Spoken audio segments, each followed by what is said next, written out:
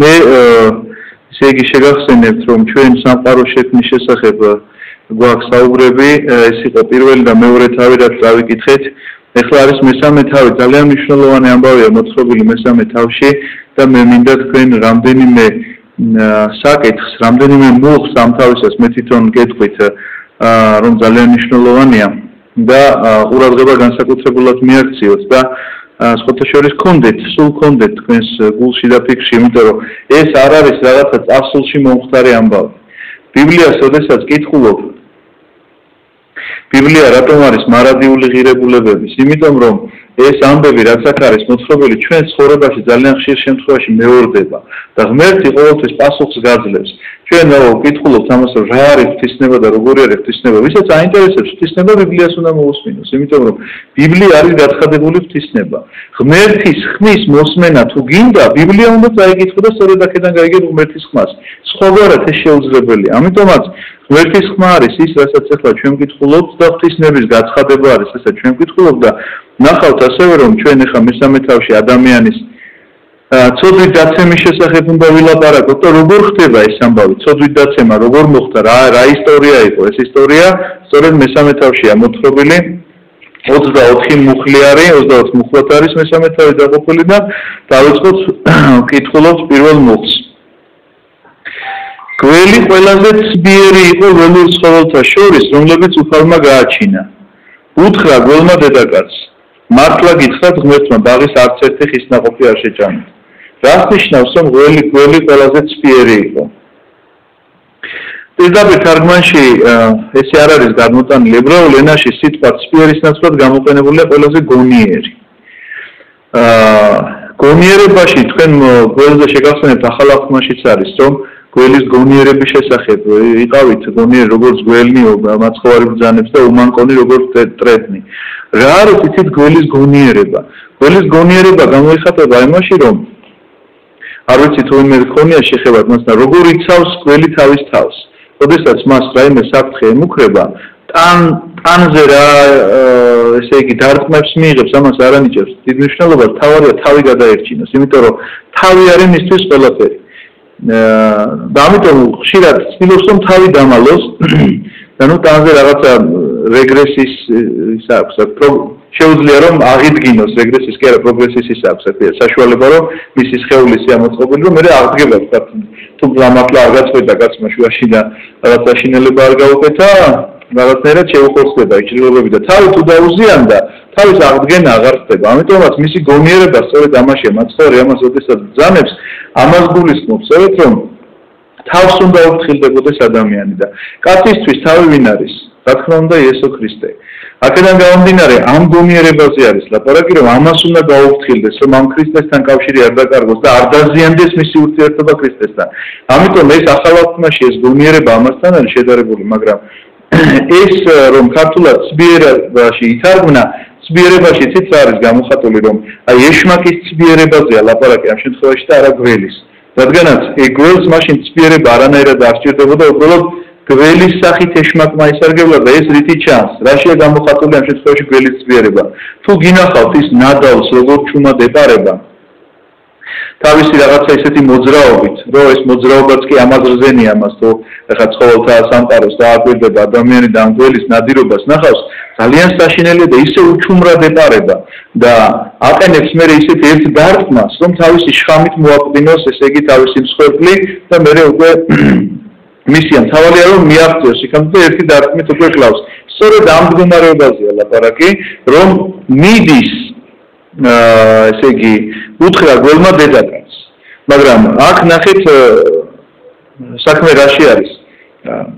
მიდის სწორედ აი ამ მოძრაობით მიდის, სწორედ ამ მოძრაობით რაღაცა ესე უჩუმრად მიეპარება მას და როდის ეპარება?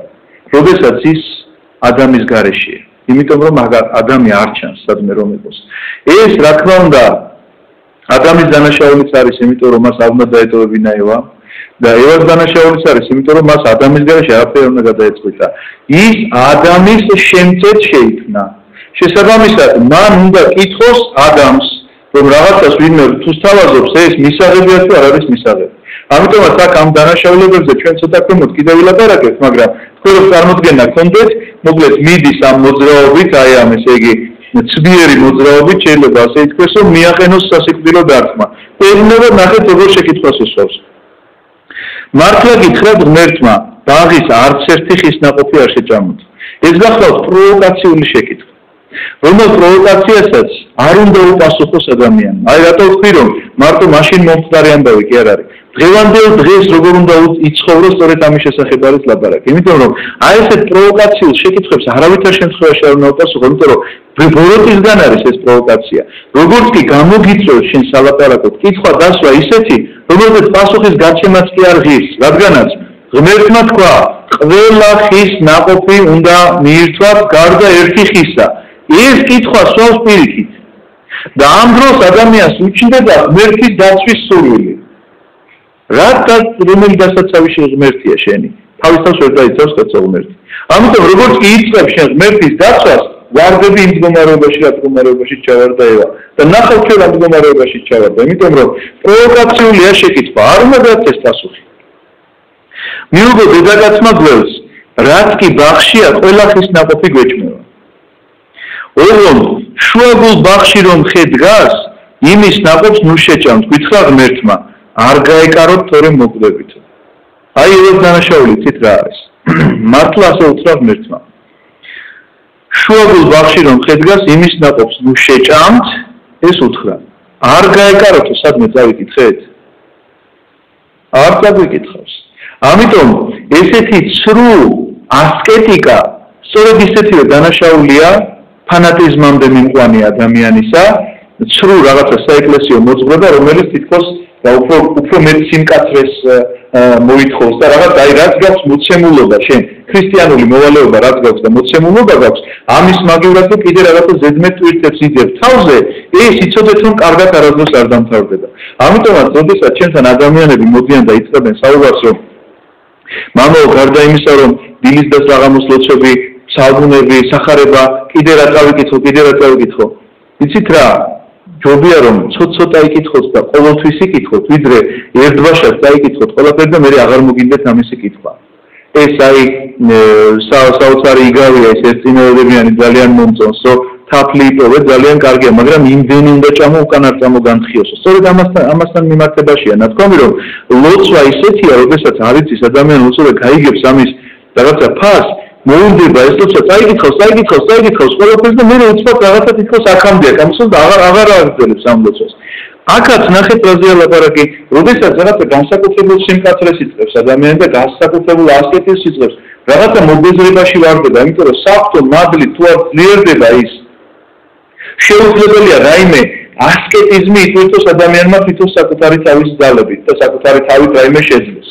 აქედან გამომდინარე, ნახეთ არ გაეკაროთ ღმერთს არ უთქვამს ეს ევამ დაამატა და ამიტომაც იცით რა მოხდა წმინდა მობიწერენ ეს ბიბლიაში არ წერია ხელი კრაო გველმა იმას რა ქვია ევას და მიახეთქა ამ ხეს აჰა ხო შეეხე მოგივიდა რამე ვეკითხება არაფერი არ მომივიდა ესე იგი მე ჩემი სიტყვა რაც თქვი ის უნდა გადავხდა ეხლა ამიტომაც უკვე საცთურია მისთვის ხედავთ აი რაღაცის განაისო მე რატო დააკლებს ადამიანი არც უნდა დააკლოს არავითარ შემთხვევაში დაკლებაც არ შეიძლება მოცემულობის მაგრამ არც უნდა დაამატოს რატომ დავიწყეთ ახლა ლოცვაზე საუბარი იმიტომ რომ ადამიანმა შეასრულოს ის მინიმალური მოთხოვნილება რაც მას ეკლესიამ დაუწესა რომ კეთილად და პატიოსნად უნდა იცხოვრო ნამდვილად უნდა იცხოვრო ამას არ ჭირდება არაფერი არც დამატება და არც გამოკლება დილის და საღამოს ლოცვები რომ მოგეცა ლოცვა კურთხევაა ხო რომ ეკლესიური ხარ უნდა კითხულობდე დილის ლოცვებს იმიტომ რომ ნახეთ მადლობით იწყება ხო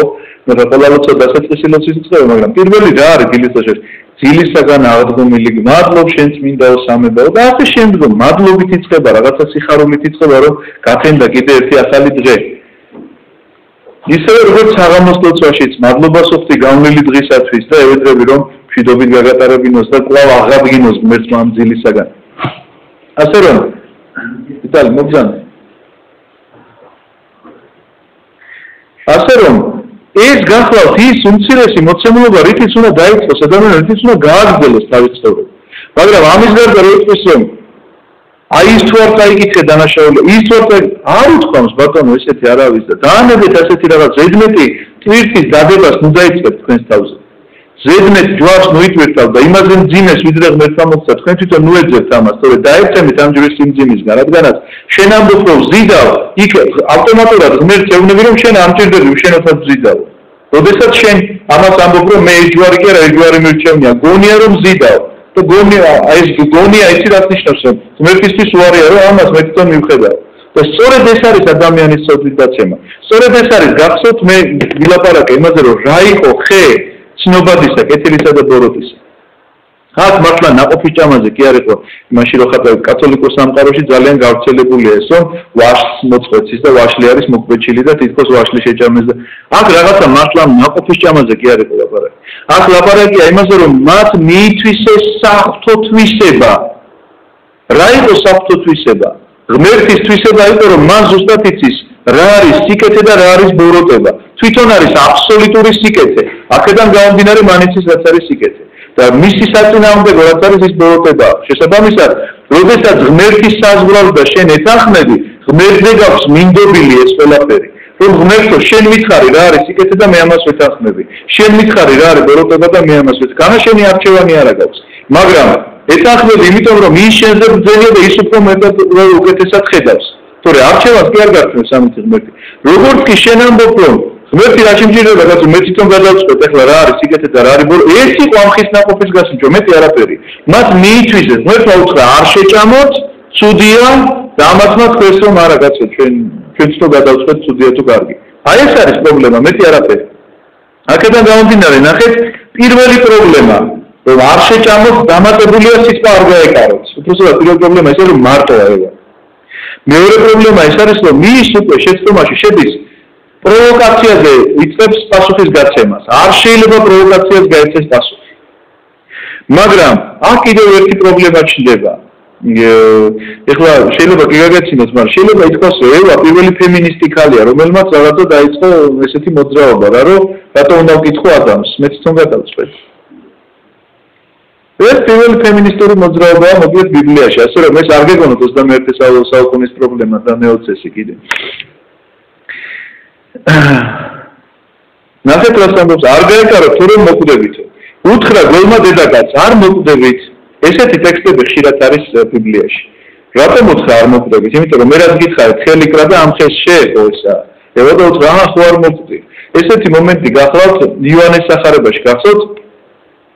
კანას გალილეას ხორცელში არიან და ეუბნება ღვთისმშობელი იესოს რომ გათავდაო ესა რა ქვია ღვინო აღარ აქვსო და რამე გააკეთეო და მაცხოვარებუნება რომ ჩემი დრო არ დამდგარა და უცბად არაფერი არ გაუზავხდება მოწრალდება ღვთისმშობელი და ეუბნება მსახურებს რომ ეხლა რასაც გეტყვით ის გააკეთეთ მამები ამას იცით რა საოცრად განმარტავენ რომ ხო უთხრა რომ ღვინო აღარ აქვს იმან უთხრა რომ ჯერ ჩემი დრო არ დამდგარა ამის მერე ტექსტში აღარაფერი არ წერია ამას ვეღარ დაწერ ღვთისმშობელი ორ თვალებით იმანაც უთხრა რომ კარი ეს ტექსტი არ იწერება მაგრამ ეს ესე მოხდა თვალებით უთხრა რომ აი რაღაცა აღარ აქვს რა ცოტა რა ხო რაღაცა ნუ ფორტილია და ეხლა ვინო გათავდა როგორი ამდავია და სისტემაც ხო აი დააქმნია თავი ეს ტექსტი არ არის აქაც ნახეთ ტექსტი არ არის არ გაეკარო თუ რომ მოკვდებით ხო უთხრა გულმა არ მოკვდებით საიდან უთხრა რომ არ მოკვდებით როგორ დაუმტკიცებდა ამას?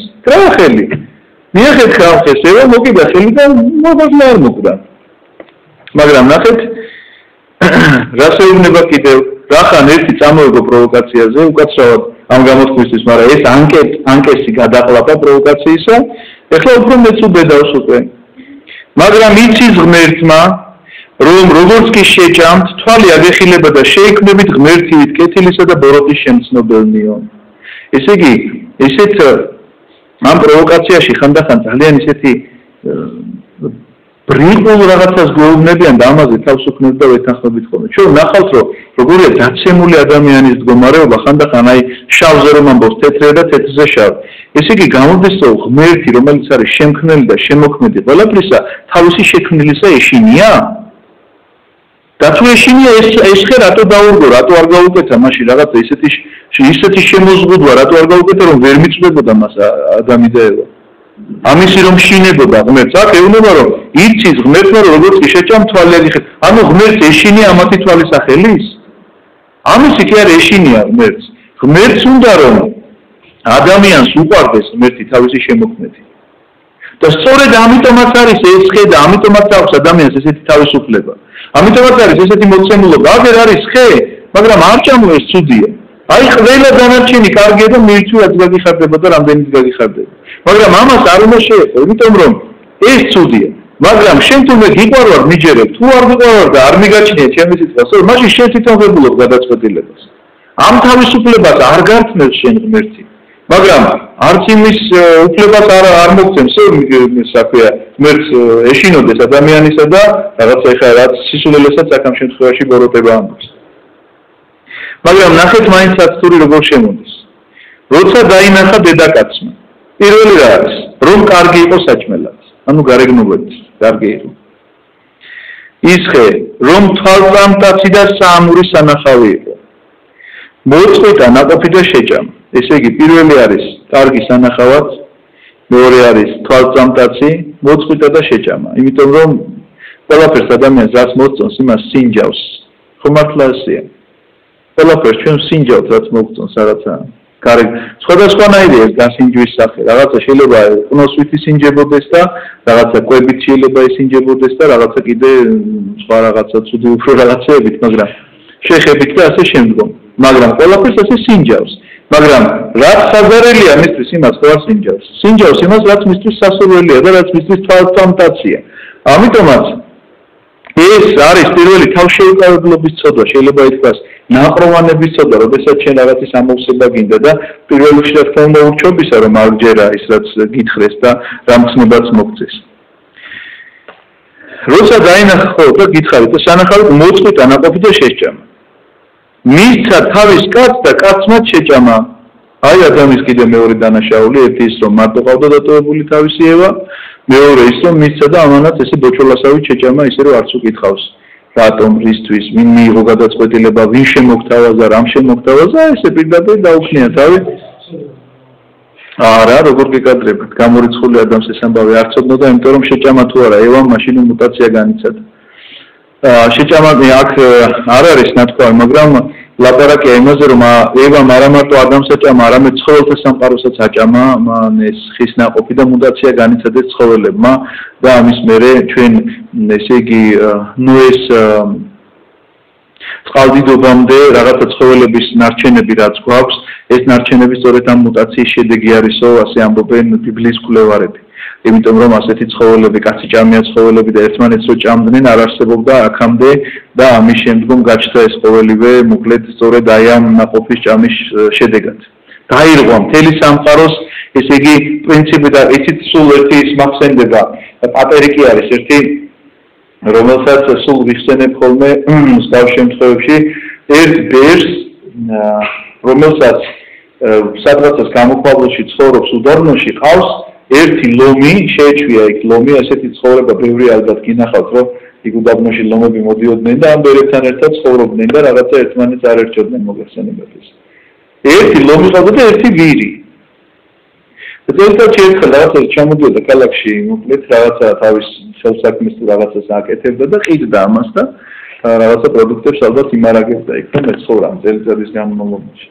ერთ-ერთ წამოსვლაზე რომ წამოვიდა და ეს ლომი და ვირი იქ პატიოსთან მეგობრობდნენ ერთად იყვნენ და რომ წამოვიდა ერთ-ერთ წამოსვლაზე ქალაქში ვიღაცა ლამაზი ქალი მოეწონა და თვალი გააყოლა ამ ქალს ამ ბერმა იმ წუთში ლომმა ვირი შეჭამა იქ უდაბნოში ამან ქალაქში თვალი გააყოლა და იმან ლომმა ვირი შეჭამა იმიტომ რომ ეს ერთმანეთზე პირდაპირ არის დამოკიდებული არ იფიქროთ თქვენ რომ ჩვენ ცხოვრებაში რაღაცა შემთხვევით ხდება ზუსტად უნდა იცოდეს ყველა ქრისტიანმა მის ცხოვრებაში განსაცდელი რატომ ხდება თუ ვერ ხდება ამას თუნდაც არის მისი საქმე თუ ვერ ხდება თუნდაც არის მართლა მისი საქმე ეს განსაცდელი შეიძლება პირიქით რაღაცნაირად შენი გამოცდაც იყოს, გასაძლიერებლად იყოს, ღმერთისგან რაღაცა მართლა მადლობა გეკუთვნოდეს შენგან ღმერთს და ყოველთვის ეკუთვნის, რა თქმა უნდა, მართლა კი არა, ყოველთვის ეკუთვნის, მაგრამ ეს განსაცდელად ამის, მაგრამ მიზეზი ამას ყოველთვის რაღაცა აქვს თავისი. ამიტომაც პირდაპირ პრინციპული ერთმანეთზე დამოკიდებულია. დაეცა ადამიანი ცოდვით, დაირღვა მთელი სამყარო. იმიტომ რომ ადამიანისთვის არის ეს ყველაფერი შექმნილი. სამყარო კი არ შეიქმნა, ადამიანი კი არ შეიქმნა სამყაროსთვის. სამყარო შეიქმნა ადამიანისთვის. ამიტომ დაერქვა ადამიანი, ცხოველები გახდნენ მტაცებლები. მცენარეებმა აღმოაჩენეს სარეველა და ეკლიანი და ასე შემდეგ. ამიტომაც ნახეთ, შეჭამა მისცა თავისკენ და კაცმა შეჭამა. აეხილათ თვალი ორივეს. რას ნიშნავს თვალი აეხილათ? რა აქამდე ვერ ხედავდნენ? თვალი აეხილათ იმას, რომ მიხვდნენ რა დააშავეს. და მიხვდნენ რომ შიშველნი იყვნენ. რას ნიშნავს შიშველი იყვნენ? რა აქამდე არ იყვნენ შიშვლები. შიშველი იყვნენ იმას, რომ მადლი გაედარცვათ, მადლი დაკარგეს, საფრთხო მადლით იყვნენ შემოსილი და ეს მადლი აღარ აკრავთ ირგვლივ. ამ შიშვლებზე არის ლაპარაკი. გადააკერეს ლეღვის ფოთლები და არდაგები გაიკეთეს. ამიტომაც როგორც კი ადამიანს მადლი მოშორდება, ამის შემდგომ უკვე მის ცხოვრებაში იწყება სირცხვილი. თორე იქამდე, როდესაც ადამიანს მადლით აქვს და რაღაცა უცოდველია, მას სირცხვილის გზნობა არ აქვს. როგორც კი ცოდვაში ვარდება, ადამიანი მაშინ ეწება მას სირცხვილი. აქ იმ სირცხვილზე არ ვლაპარაკობ ახლა, რომ რაღაც ზრდილობას ნორმებს რომ უნდა ახდეს თან. მოესმა ხმა უფალი ღმერთისა, რომელიც საღამო ხანს ბაღში მიმოდიოდა. ეხლა კიდევ ერთი საინტერესო მომენტი არის, რომ რას ნიშნავს მოესმა ხმა? აქამდე როგორ ხვდებოდნენ ღმერთს და როგორ ელაპარაკებოდნენ? პირისპირ ხედავდნენ. დაირღვა პირველი ცნება ადამიანის მიერ დაეცა ცოდვით პირველი კავშირის შეწყდა, რომ ისინი ღმერთს ვეღარ ხედავენ. ამის შემდგომ ჩვენ ვნახავთ წმინდანებთან, რომ ღმერთი მათაც ელაპარაკება. მაგრამ ეს პრინციპის დაიღება კაცობრიობაში. და ეს ხმა ესე პირდაპირ აბრაამს თუ ესმოდოდა, ნოეს თუ ელაპარაკებოდა და მოსეს თუ ელაპარაკებოდა, დღევანდელ დღეს მხოლოდ ჩვენ აქედან შეგვიძლია მისი ხმის გაგონება წიგნიდან, რომელსაც ბიბლია ქვია. ასე ღმერთი ადამიანებს აღარ იმიტომ რომ ვერ მიიღებენ, განა ღმერთს არ უნდა რომ დაელაპარაკოს. ვერ მიიღებენ ადამიანები ამას. იმდენად დაშორებულები არიან ღმერთს, რომ თვითონ ვერ ღებულობენ ამას, რომ ღმერთი კი არ არის წინააღმდეგი, რომ ადამიანებთან კონტაქტი იქონია, იმიტომ რომ შერიგება ქრისტეს აღდგომის შემდგომ მომხდარია. შერიგება ქვია იმას, რასაც ქრისტეს აღდგომა ქვია და კაცობრიობის სასუფეველში შეყვანა. ამიტომაც ნახეთ მოესმათ ხმა უფალი ღმერთისა, რომელიც საღამო ხანს ბაღში მიმოდიოდა. ვეღარ ხედავენ, მაგრამ ხმა ესმით. და დაემალნენ უფალ ღმერთს ადამი და მისი დედაკაცი ბაღის ხეებს შორის. ახლა ამაზე დიდი უგუნურება რა შეიძლება იყოს, ადამიანი რომელიც წარმოიდგინეთ ისეთი გონიერი იყო ადამიანზე მაქვს საუბარი, რომ ცხოველებს, მცენარეებს სახელს არქმევდა. ერთი სიტყვით შეიძლება მისი ესე იგი არსება რაც იყო, გამოეხატა ერთი სიტყვით, რომ ეთქვა რომ ეს არის, ეს არის. წარმოიდგინეთ ასეთი გონიერია და ნახეთ ასაკეთებს ბუჩქებში ემალება ღმერთს. აი ადამიანის გონება ასე არის დაცემული, დღევანდელ დღესაც ეს გრძელდება. როცა ცოდავს გონია რომ მას ღმერთი ვერ დაინახავს. ერთი ის ხვდებოდა მოძღვარი აღარ მახსოვს რომელიც საზღვარგარეთ სახლის კუთხეები წამიყვანეს და მარხვა იყო. ხო და სუფრა იყო არასამარხო გაშლილი. ხო და რომ დავსხედით ამ სუფრასთან, რაღაც ერთოთახიანი ბინა იყო და იქ ხატების კუთხე იყო, იქ რაღაცა იყო, დავსხედით ამ სუფრასთან და რაღაცას თავაზობდნენ და მე ვთხარიო რომ დიდი ბოდიშო მე ხამას ვერ შევჭამ მარხო. ეხლა ერთი წუთი მივიდი ფარდა გადაწეო ხატებთან. ჩამოაფარა ხატებს და თითქოს ვერ და მიხო აი ალალა გეკითხება თქვენ გჯერათ ეხლა რომ ის თუ ჩამოაფარეთ, ამიტომ ანუ ასეთი წარმოდგენა შეიძლება ადამიანს თქონდეს რა ხარჯას თუ ჩამოაფარო მერტი ვერ დაგინახავს და ამის რაც გინდა ჩამეწესვი. არაფრით არ გაწყობდება ეხლა ადამიანის მდგომარეობა იმისგან ბუჩქებში რომ ემალებოდა ღმერთს. დაუძახა უფალმა ღმერთმა ადამიანს და უთხრა ადამს სადა ხარ? რა თქმა უნდა ეხლა შეკითხვა ალბათ თქვენ თვითონ გესმით რომ აქ გეოგრაფიულად მდგომარეობას არ ეკითხება საცხარო, არამედ სულიერ მდგომარეობას ეკითხება ადამიანის სად არის და როგორ არის, იმიტომ რომ ღმერთმა განა ეს ყველაფერი არ იცის. ეს ყველაფერი რასაც ეხლა ჩვენ ვკითხულობთ, ერთადერთ მიზანს ემსახურება, რომ ადამიანს შეეშალა უნდა მოინანიოს. მეტი არაფერი და ღმერთი ამისთვის ყველაფერს აკეთებს. ყველა მხრიდან გარდა ერთისა, რომ თავისუფლებას არ გიზღუდავს. არავითარ შემთხვევაში ძალისმიერი მეთოდით არ მიგიყვანს შენ სინანულამდე, რომ ახლა თუ არ მოინანე. არა, ყველანაირ საშუალებას იყენებს. პირველი რაც არის. ბუჩქებში დამალულ ადამიანს ეკითხება, ადამ სადა ხარ? მიუგო, შენი ხმა მომესმა ბაღში და შემეშინდა შიშველი რო ვარ და დავიმალებ. ნახეთ ღმერთი რას ეუბნება.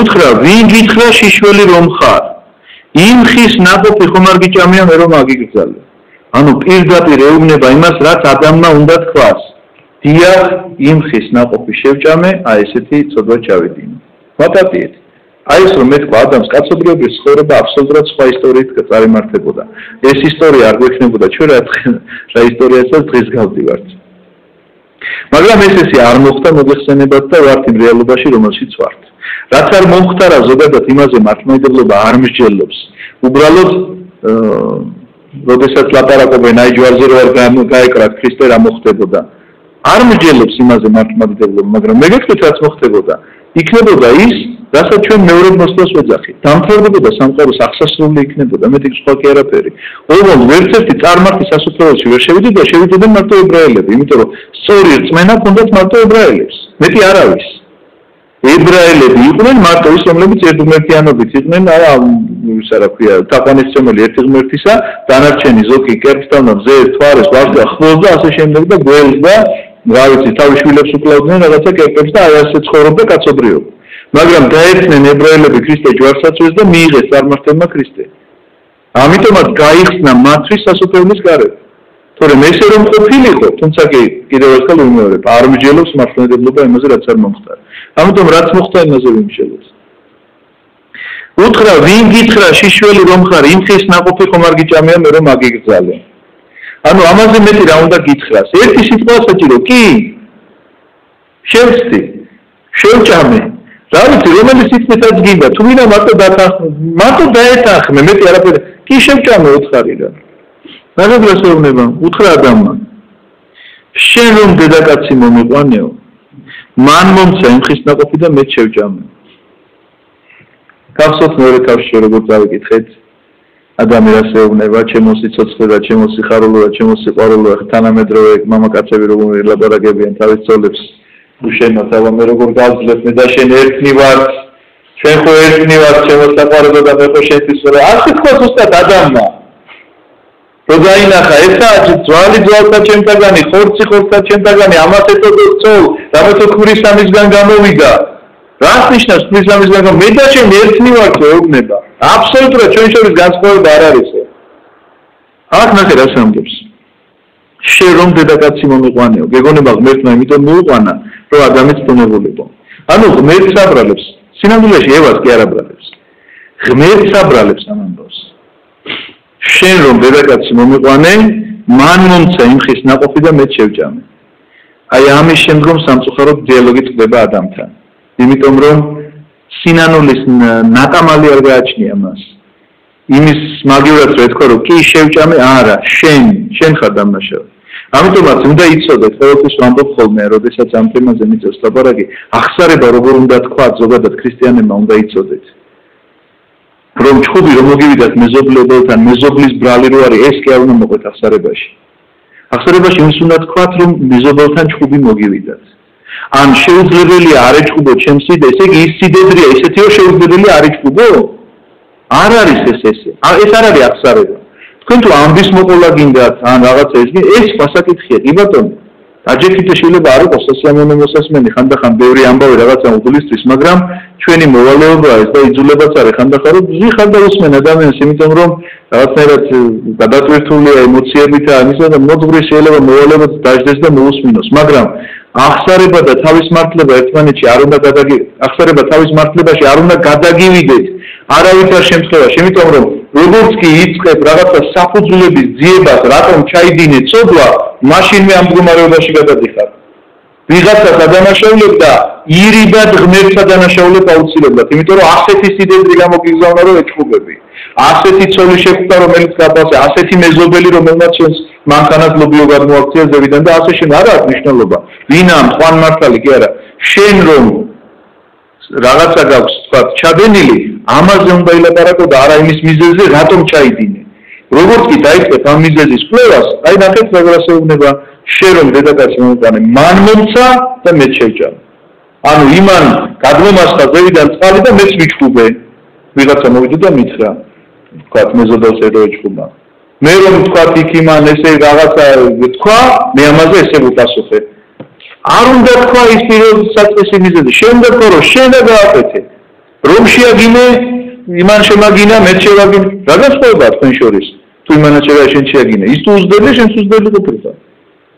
ამიტომაც არასოდეს არ დაიწყოთ მიზეზების ძიება თუ რატომ ჩაიდინეთ ცოდვა ახსარებაში ვიძახი მიზეზების ძიება უნდა დაიწყოს საკუთარ თავში რა თქმა უნდა და თქვა რომ ეს ამპარტავნებით მომივიდა ეს მოუწმენლობით მომივიდა ეს თავდადლობა რო არ გამაჩნია და წმენის ნაკლებობა რომ აქვს ეს ამითი მომივიდა კი ბატონო ამაში უნდა იძიებოდეთ რა თქმა უნდა მაგრამ როგორც კი მოძღვართან იწყებთ ამის განხილვას თქვენ თვითონ ვერ ხვდებით როგორ გადადიხართ ახსარებიდან თავის მართლებაში და დგებით ზუსტად ადამიანის მდგომარეობაში ღმერთი თქვენგან სინანულს ელოდება და არავითარ შემთხვევაში თავის მართლობა იმიტომ რომ ღმერთმა ზუსტად იცის თქვენ რაც ჩაიდინეთ რატომაც ჩაიდინეთ ის მიზეზიც კარგად იცის რასაც თქვენ ვერ ხედავთ იმას ხედავს ღმერთი ამიტომაც აი ეს პასუხი ყოველთვის დიალოგის შეწყვეტაა ღმერთთან როგორც კი ახსარებაში მოყვები მიზეზს თუ რატომ ჩაიდინე იცოდეთ რომ ღმერთი თქვენთან საუბარს შეწყვეტს აუცილებლად ნახეთ აქაც შეწყდა საუბარი უთხრა უფალმა ღმერთმა დედაკაცს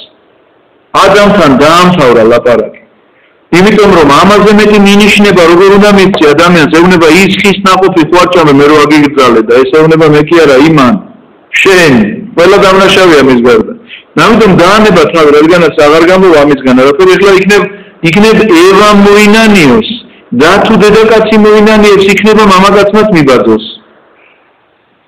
უთხრა უფალმა ღმერთმა დედაკაცს ეს რა ჩაიდინე თქვა დედაკაცმა გველმა შემაწინა და მე შევჭამე ნუ იგივე პასუხი უთხრა უფალმა ღმერთმა გველს ნახეთ გველს ამ შემთხვევაში რო ეუბნება სინამდვილეში ეშმაკს ეუბნება მაგრამ ამ წინადადებით რასაც ახლა ჩვენ აქ დავიკითხავთ პირდაპირ ჩანს რომ გველისგან უпростоრად ეშმაკისგან სინანულს არ ელოდება ღმერთი რადგანაც შეუძლებელია მისი მხრიდან სინანული ადამიანისგან კაცისგან და ქალისგან ელოდება მაგრამ ეშმაკისგან არ ელოდება რადგანაც მისი ბუნება უცვალებელია და ერთგზის მან ბოროტება თუ აირჩია ამ ბოროტების გზას ის აღარ გადაუხვევს და ვეღარ გადაუხვევს ამიტომაც ნახეთ პირდაპირ გველს ეუბნება პირდაპირ განაჩენს ადენს მას ადამიანს დევას განაჩენი ხო არ დაადო მათ სინანულს ელოდება ამას პირდაპირ განაჩენს ადებს რა კი ეს ჩაიდინე წეული მციყავ ყველა იმპირუტ შორის ყველა გარეულ ცხოველს შორის მუცლით იხოხე და მტვერი ჭამე მთელი სიცოცხლე პირდაპირ განაჩენი აქვს მას დადებული მინდა გითხრათ რომ აქედან ისიც ჩანს რომ გველს ადრე ფეხები ჰქონდა და ამას ფოტოშორის მეცნიერებიც ამბობენ როცა იკვლევენ ამ ცხოველს ქვეწარმავალს რომ მას სავარაუდოდ ადრე ფეხები ჰქონდა თუმცა კი ისინი ამას სხვა იმას მიაწერენ და ქვია ევოლუციას მაგრამ ჩვენ ამას ევოლუციას არ ვიღაცებთ ეხლა იქნება ნახეთ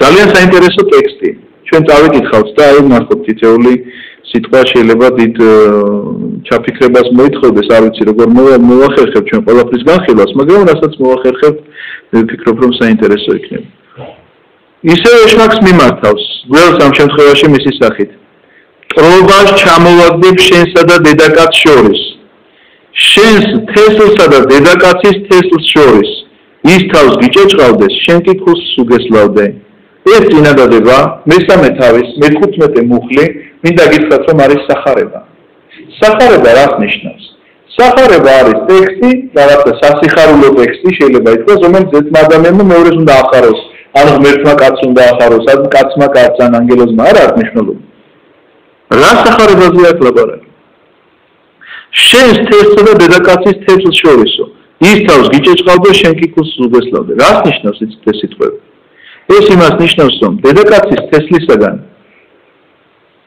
ხოლო დედაკაცის თესლისაგან ნაყოფი შესაძლებელია შეუძლებელია კაცობრივი ბუნებით ესე არ ხდება მამაკაცისა და დედაკაცის თესლისაგან კი ბატონო იბადება შვილი მაგრამ ხოლო დედაკაცის თესლისაგან არ ჩდება შვილი აქედან გამომდინარე ეს იმას ნიშნავს რომ უმამაკაცოთ მოვლენილი ქალწულისაგან იესო ქრისტეზეა ლაპარაკი ის თავს გიჭეჭყავდე შენ კი ქუსს უგესლავდე ეს სიტყვები რას ნიშნავს თავის დაჭეჭყვა იმას ნიშნავს რომ ბოროტება სრულიად დადგმულია და ბოროტებაზე გამარჯვებულია ქუსს უგესლავდე ნიშნავს იმას რომ მის ხორციელ სხეულს შენ დატანჯავ როგორც ქრისტემ მიიღო რომაელებისგან შოლტებით ცემა და შემდგომში მისი სხეულის ჯვარზე გაკვრით დამთავრდა ეს ყველაფერი ამიტომაც ეს არის სახარება წინასწარ მოცემულობა, რომ ჩამოვაგდებ მტრობას დედაკაცსა და შენ შორის და შენს თესლსა და დედაკაცის თესლს შორის არ არის დასახელებული აქ მამაკაცი, ის თავს გიჭეჭყავდა, შენ კი ქუსს უგესლავდი. ეს არის პირველი სახარება, მესამე თავის 15 მუხლია.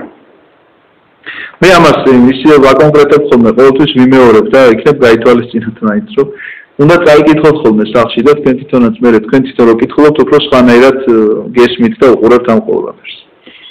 ეხლა უკვე სასჯელები მოდის, რომელ სასჯელებსაც ის დააგებს ადამიანებს. დედაკაც უთხრა, სატანჯველს გაგიმრავლებ, გაგიძნელებ ორსულობას, ტანჯვით შობ შვილებს, ქმრისკენ გექნება ტოლვა, ის კი იბატონებს შენზე. აქედან სასჯელი რომელია? თქვენ როგორ ფიქრობთ? სატანჯველს გაგიმრავლებ სასჯელია, ხო მართალია? გაგიძნელებ ორსულობას სასჯელია. ტანჯვით შობ შვილებს, ესეც სასჯელია. ქმრისკენ გექნება ტოლვა, ის კი შენზე იბატონებს სასჯელი არ არის. ეს იმ კურთხევის გამეორებაა, რაც შექმნის დროს უთხრა, რომ ის შემწეთ არის შექმნილი. ეს სასჯელად არ მიიღოთ. ეს იმ კურთხევის გამეორებაა, რომ ის კურთხევად რჩება, მაგრამ ამას ემატება ის სასჯელები, რომლებიც ჩვენ ჩამოვთვალეთ. ადამს უთხრა, ეხლა ადამის სასჯელი რა არის? რა კი შენს დედაკაც დაუჯერე, რომელიც შენი შემწე უნდა ყოფილიყო და არა მრჩეველი. რა კი შენს დედაკაც დაუჯერე და შეჭამე ხის ნაყოფი, რომლის ჭამა აგრძელული მქონდა შენთვის, მიწა დაიწყევლოს შენს გამო. ტანჯვით მიიღებდე მისგან საზრდოს მთელი სიცოცხლე. ძეძვიდე ეკალი აღმოგიცენოს და მინდვრის ბალახი იყოს შენი საზრდო. პიროფლიანი ჭამდე პურს, ვიდრე მიწად მიიქცეოდე, რადგან მისგანა ხარ აღებული, რადგან მტვერი ხარ და მტვრადვე მიიქცევი. მეძე გითხარით, რატომ არ შექმნა მეთქი ღმერთმა ადამიანი იქ რომ ჩამოთვლილია, 4 მდინარე ჩამოდის და იმ ქვეყანაში ოქრო და იმ ქვეყანაში ხრიზოლითი და იმ ქვეყანაში რატო არ არის აღებული ოქროსგან და რატო არ არის აღებული? იმიტომ რომ დავიწყდებოდა მას საიდან არის წარმოშობილი იმ ოქროსგან რო ყოფილიყო და ამიტომ ოქროდ კი არ იქცეოდა სხვა რამით გაზე. ამიტომ მიწისგანაა წარმოშობილი, რომ არ დაავიწყდეს მას, რომ მიწისაგანია. მიწის ტურისგანაც არ, მიწის ტურისგან წარმოიდგინე ზედაპირზე რომ ტვერი ყრია. ასეთი სასჯელები დაედოთ ადამიანებს, ამიტომ მართლაც მიწა დაიწყელა, როგორც გითხარით, უკვე რაღაცა მუტაცია განიცადა ცხოველებმა, მეთქი განიცადა ესე იგი ცხოველთა სამყაროს გარდა მცენარეულმა სამყარომ, რადგანაც აღმოვაცენეს ეკალბარდი და სარეველები, რომელიც ჰაერი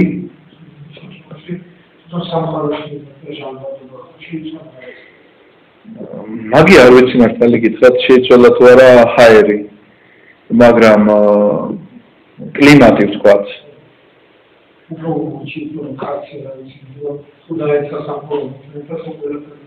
ყველაფერი შეიცვალა. სავარაუდოდ ესეც შეიძლებოდა, იმიტომ რომ სამოთხეში არ ამგონია ახლა ესეთი სიცხე ყოფილიყო, რომ ადამიანი შეწუხებულიყო.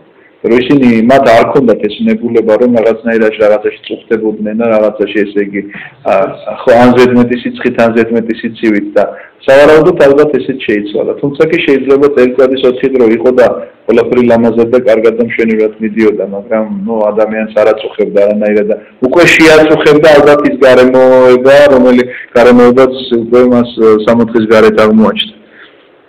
უწოდა ადამმა თავის დედაკაცს ევა, რადგან იგი გახდა ყოველი ცოცხალის დედა. ამის შემდგომ აქამდე ევა არ ეწოდება.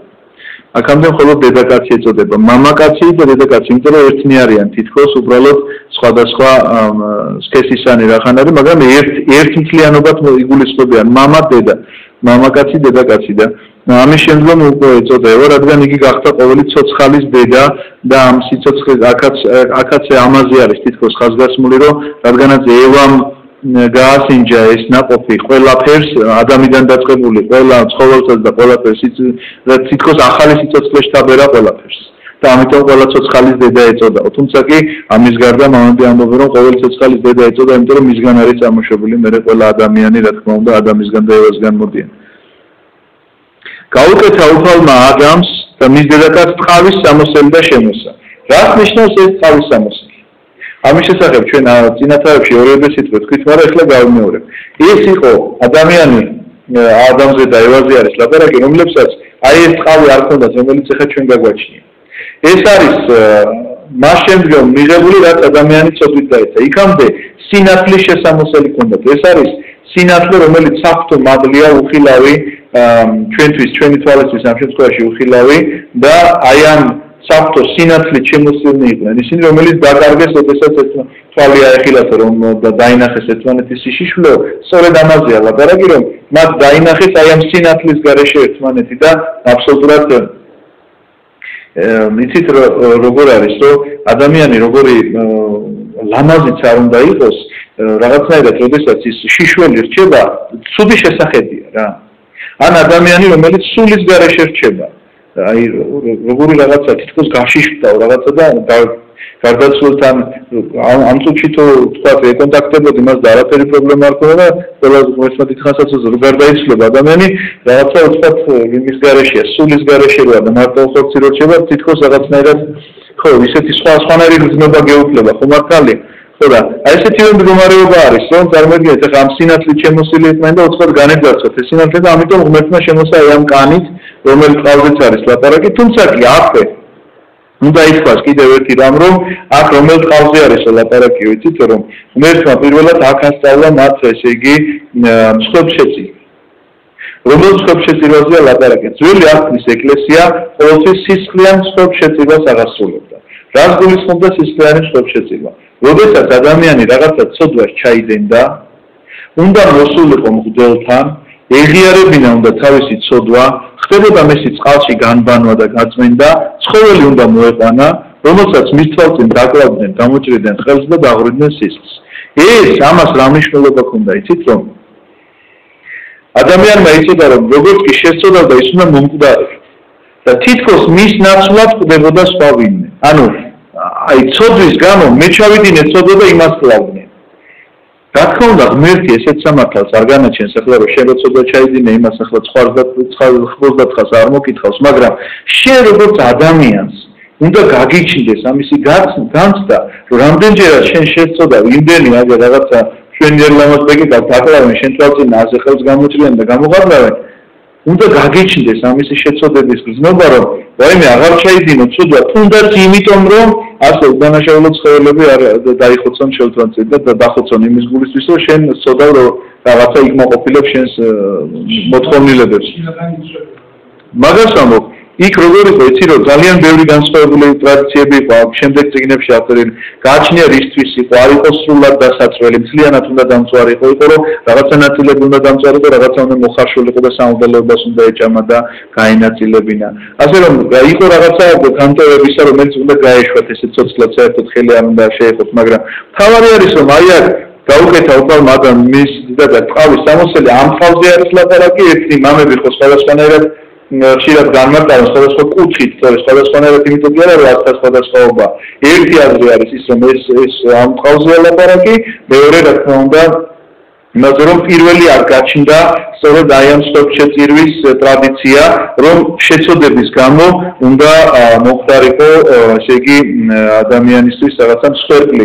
ეს მსხვერპლი რა თქმა უნდა იესო ქრისტეს გულისხმობდა საბოლოო ჯამში, იმიტომ რომ წინასახე იყო. მას არც ერთი ცოდვა არ როგორც იმ წყალს ახლა ცოდვა არ ჩაუდენია და ჩემი ცოდვის გამო კლავდნენ სწორედ ასე მოხდა იმიტომ რომ იესო ქრისტეს არანაირი ცოდვა არ ქონია არავითარი პირადული ცოდვა მას არ ქონია მაგრამ ის შეიწირა ჩვენი ცოდვების გამო და ყველა ცოდვა მან აიღო თავის თავზე როგორც იღებდა ის კრავი ჩემს ცოდვას ასე იყო აიღო მან მთელი კაცობრიობის ცოდვა და ესეც ამისი სწორედ წინასახე იყო და საზოგადოება სწორედ ამისთვის მორწმუნე საზოგადოება რა თქმა უნდა სწორედ ამისთვის ემზადებოდა ასე რომ ამ მსხვერპლშეწირვას ესეთი დიდი მნიშვნელობა ჰქონდა ამის გარდა ვთქვათ თუ ღმერთმა მას ასწავლა როგორ უნდა შეწირულიყო ეს მსხვერპლი ჩვენ ნახავთ მე იმიტომ რომ შემდეგ თავში ნახავთ რომ ისა რა ქვია კაინი და აბელი რო დაიბადება აბელი მსხვერპლშეწირავს საიდან იცის მსხვერპლშეწირვა რა თქმა უნდა ადამიანისგან და ადამიანს საიდან იცის რა თქმა უნდა ანუ ეს მუხლი ამართლებს იმას რომ შემდგომში რასაც დავიკითხავ ჩვენ მსხვერპლშეწირვის ეს ტრადიცია ჩამოყალიბდება მიუხედავად იმისა რომ ისინი ხორცს არ ჭამენ ეს ის პერიოდია ხორცი არ იჭმება საერთოდ მაგრამ მსხვერპლშეწირვას აღასრულებენ ტყავებით იმოსებიან რადგანაც შესამოსელი უკვე სჭირდებათ დაახტა უფალმა ღმერთმა აჰა გახდა ადამი როგორც ერთი ჩვენთაგანი შემცნობელი კეთილისა და ბოროტისა არ გაიწოდოს ახლა ხელი და არ მოწყვიტოს სიცოცხლის ხის ნაყოფიც არ შეჭამოს და მარადიულად არ იცოცხლოს. ხის ეს გახსოვთ ჩვენ რო ვილაპარაკეთ 60-ში ორი ხე იყო, ერთი ხე იყო ხე ცნობადისა, კეთილისა და ბოროტისა და მეორე ხე იყო ხე სიცოცხლისა. ეს ხე სიცოცხლისა მას გამოდმებით უნდა ეჭამა. ეს იყო მარადიული თანაზიარება ღმერთთან და თუ ღმერთთან მარადიულად თანაზიარებაში რაიმე არ არის, მისი სიცოცხლე აუცილებლად თავდება. ადამიანზე არის ნათქვამი, რომ როგორც კი ცოდვას ჩაიდენ იმ დღესვე მოკვდებიო ღმერთმა უთხრა.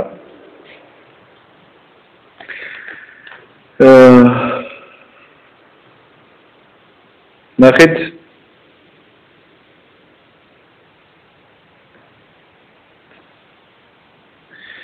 გააფრთხილა უფალმა ღმერთმა ადამიანებს რა ყველა ხის ნაყოფი გეჭმევა ამ ბაღში, ხოლო კეთილისა და ბოროტის შეცნობის ხის ნაყოფი არ შეჭამ, რადგან როგორც კი შეჭამ მოკვდები ადამიანს ეუბნება, როგორც კი შეჭამ მოკვდები, იმ დღესვე მოკვდები.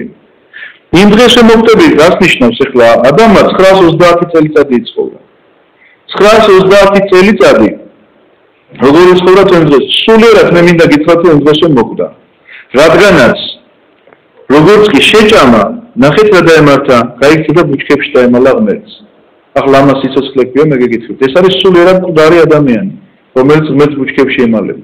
მაგრამ 930 წელი სიცოცხლე რაღა არის? 930 წელიწადი ფსალმუნის სიტყვები უნდა გაიხსენოთ მაშინ, რომ 1000 წელი წინაშე თვალთა შენთა უფალო ვითარცა გუშინდელი დღე. ეს იმას ნიშნავს, რომ 1000 წელი მიიჩნეოდა ერთ დღეთ.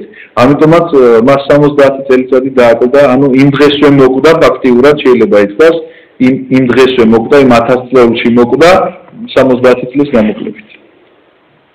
არ გაიცოდოს წელი და არ მოწყვიტოს სიცოცხლის ხის ნაყოფით და არ შეჭამოს და მარადიულად არ იცოცხლოს. რატომ წერია რომ მარადიულად არ იცოცხლოს? რას ნიშნავს მარადიულად არ იცოცხლოს? თუ კი ადამიანი ამ მდგომარეობაში დარჩება, გამოძვებულ დაცემულ ბუნებაში იცოცხლოს და გამოძვებულ. ჩვენ ახლა ამ ბუნებაში რომ ვცხოვრობ, სიკვდილი ჩვენთვის მინდა გითხრათ, რომ გარკვეული მოწყალებაა. და რატო? აი ეს ერთხელ რომ თქვი ვიღაცამ მიცხე რომ მე ეს საკითხი არაფრით არ მესმის მამაო, სიკვდილი როგორ შეიძლება მოწყალება იყოს? მოწყალება არის, ოდესაც ცოდვით დაეცი იმის შემდეგ, თორე სანამ დაეცემოდი, იქამდე კი არ იყო მოწყალება. რატომ არის ახლა მოწყალება? იმიტომ რომ თუ შენ იცოცხლებ ახლა როგორც ხარ ასეთი მარადჯამს და მუდმივად, ტანჯვის მეტი რა გაქვს აქ? როგორი მეფე იქნები თუ, გლეხი თუ, ექიმი თუ, მასწავლებელი, არავითარი მნიშვნელობა არ აქვს. ავადობ, გამონადენი გაქვს, ხშია, წყურია, იღლები, იტანჯები და ასე შემდგომ და ასე შემდგომ. სწოდავ რაც თავარია. სწოდავ. როდის წდება ადამიანი, როდის ვეღარ სწოდავს? როდესაც წდება. ანუ წდება ცოდვისათვის, რომ აღარ სწოდოს. ამიტომაც ადამიანისთვის ეს სიკვდილი არის სწორედ მოწყალება, ამიტომ უნდა მოემზადოს ის სიკვდილისთვის, რომ შეწყდეს მისი ცოდვების ჩადენა და აღდგეს ის უხრწნელებაში. უხრწნელებაში, სადაც აღარ შეეწყვეტს არ ჩიმშილი, არ წყურვილი, აღარ გამონადენი, აღარ დაღლილობა და აღარ სხვა რამ მსგავსი ნებულება, რაც გააჩნია ადამიანს. შესაბამისად, თუ კი ადამიანი იქ დარჩებოდა და მუდმივად შეჭამდა ამ სიცოცხლის ხის ნაყოფს და იცოცხლებდა მუდმივად იქნებოდა ის წოდვაში. 1000 წელი და 10000 სიცოცხლე და 10000 წელი იქნებოდა წოდვაში. ამიტომაც მოკვდა ადამიანი, მოკვდა წოდვისთვის, იმიტომ რომ აღარ შეეწოდავს. აღდგა ადამიანი, აღდგა უხრწნელებაში, სადაც ეს ყველაფერი მას აღარ შეეწოდებს. ამიტომაც სიკვდილი ამ შემთხვევაში გარკვეულწილი მოწყალება ღვთისგან. აი ეს რომ სიცოცხლის ხეს არ შეეხოს. და გაუშვა იგი უფალმა ღმერთმა ედემის ბაღიდან, რომ დაემუშავებინა მიწა, საიდანაც იყო აღებული. და განდევნა ადამი ედემს კი აღმოსავლეთით ქერუბიმები და ცეცხლოვანი მბრუნავი მახვილი დაუყენა, რათა სიცოცხლის ხესთან მისასვლელი დაეცვათ. ეს იმას ნიშნავს, რომ ადამი იქ ვერ შევიდოდა, ადამი ამას ყველაფერს ხედავდა, რომ იქ შესვლა მისთვის სიკვდილის თოლფასი იყო, რადგანაც არ შეუშვებდნენ მას ღვთის ანგელოზები, რომლებიც იცავდნენ აი ამ სიცოცხლის ხეს და ადამიანისთვის დაიკეტა შეიძლება ითქვას ის გზა, რომელიც გზითაც ის ღმერთთან ურთიერთობდა, რომელიც გზითაც ის თანაეზიარებოდა ამ სიცოცხლის ხეს და ამიტომაც ადამიანისთვის ეს იყო ძალიან დიდი ტრაგედია, მინდა გითხრათ, სინანული მთელი ცხოვრება ის ტიროდა, მოთქვამდა, რა შეცოდებაც მან ჩაიდინა.